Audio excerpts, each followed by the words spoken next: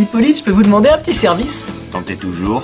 J'ai besoin de quelqu'un pour garder Gladys 1 heure ou 2. J'ai une petite course à faire. Et vous avez de suite pensé à moi. Ben oui. C'est mon côté super nanny qui vous a inspiré? Oui, j'avoue, il y a un peu de ça. Ça va pas être possible. Allez, il s'agit que de 2 heures. Non, non, non. J'ai un entretien à catapulter dans 2 minutes et après je dois partir en mission sur le terrain. Alors ça sera sans moi, mon vieux. Et puis honnêtement, votre troll des cavernes, plus loin elle se trouve de moi, et mieux je me porte. Allez.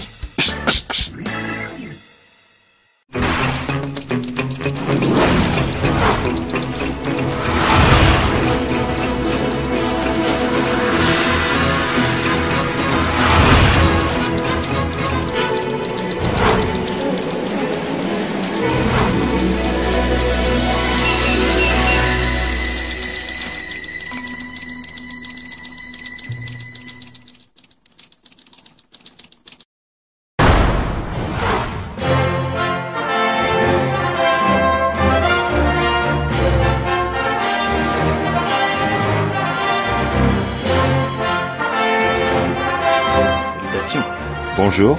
Je suis bien à la Flanders Company, l'entreprise des super vilains. Non, non, on a trouvé le nom et l'enseigne sympa pour l'équipe féminine locale de curling. Humour de super vilain. Je prends note. Dites, je ne voudrais pas spécialement vous presser, mais vous êtes qui? Merci de poser la question.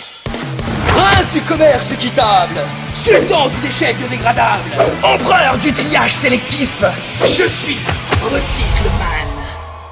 Encore un poseur. Vous vous êtes échappé d'un Sentai?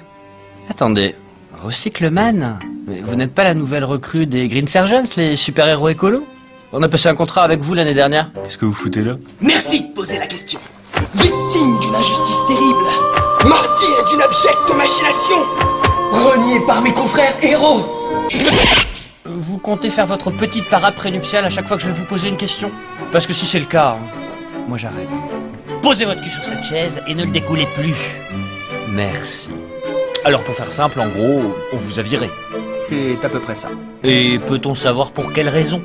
Eh bien, il paraîtrait que peut-être il serait possible que je manque de tact.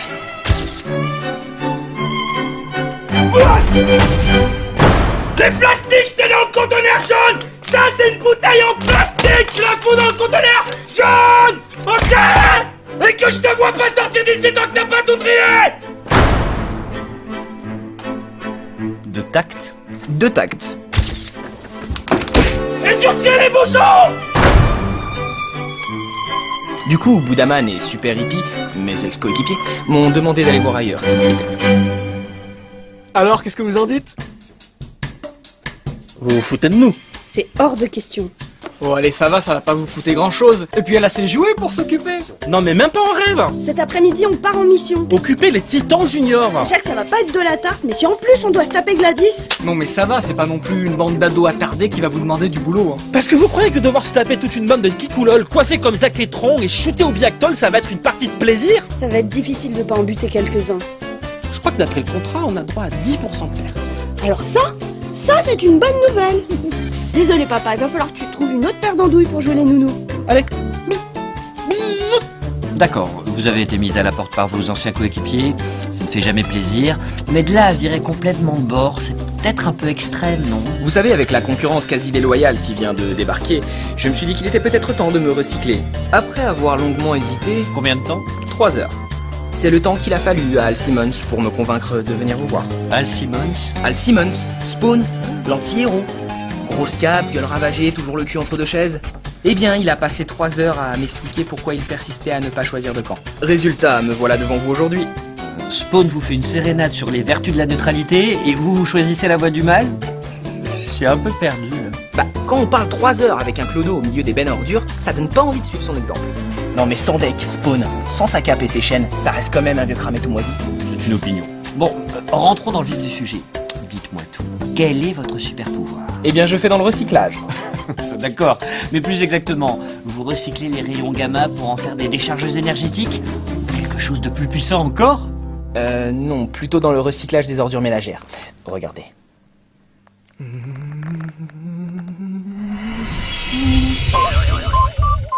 Tada! Alors à 10 € le rouleau de torche derrière, je comprends pourquoi ils vous ont viré vos potes. Eh bien, chez les super-héros, ma spécialité, c'était plutôt la prévention environnementale chez les jeunes.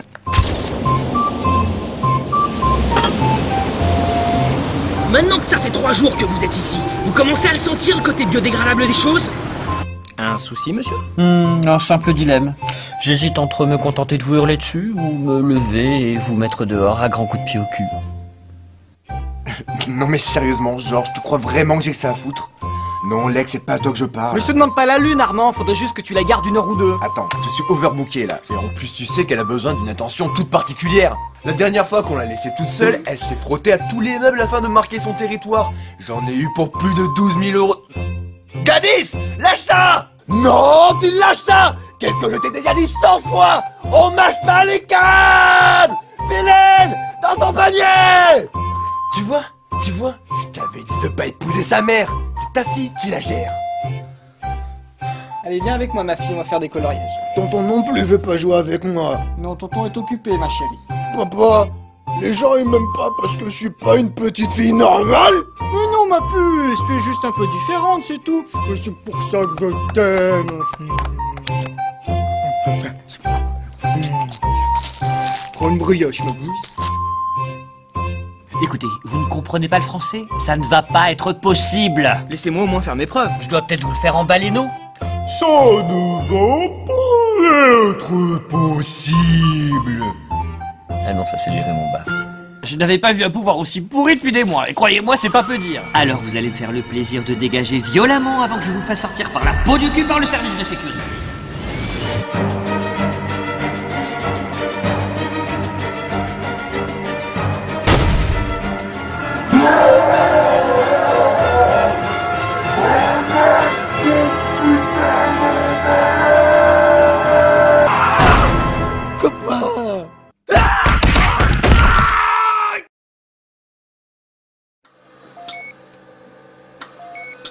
Ah, je crois qu'il se réveille.